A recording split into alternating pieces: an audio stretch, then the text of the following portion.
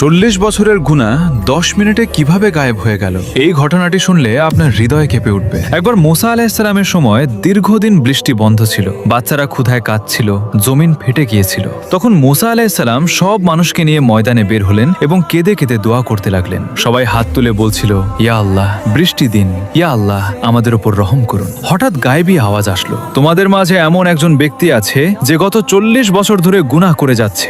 যতক্ষণ সে এখানে থাকবে ততক্ষণ তোমাদের দোয়া কবুল হবে না, তাকে মজলিস থেকে আলাদা করে দাও। এ কথা শুনে সবাই ভয় পেয়ে গেল। প্রত্যেকে একে অপরের দিকে তাকাতে লাগলো, কিন্তু সেই গুনাহগার ব্যক্তি চুপচাপ বসেছিল। তার হৃদয়ে জোরে জোরে কাঁপছিল। সে ভাবল, আমি যদি উঠে চলে যাই তাহলে সবাই জেনে যাবে আমি সেই গুনাহগার, আর যদি না যাই তাহলে বৃষ্টির অভাবে সবাই কষ্ট পাবে। তখন সে নিজের চাদর দিয়ে মুখ ঢেকে ফেলল। তার চোখ দিয়ে অঝরে পানি পড়তে লাগলো। সে কান্না করে বলল, হে আল্লাহ, আমি সারা জীবন গুনাহ করেছি, আমার গুনাহগুলো মাফ করে দিন, আর আমার কারণে এই মানুষগুলোকে কষ্ট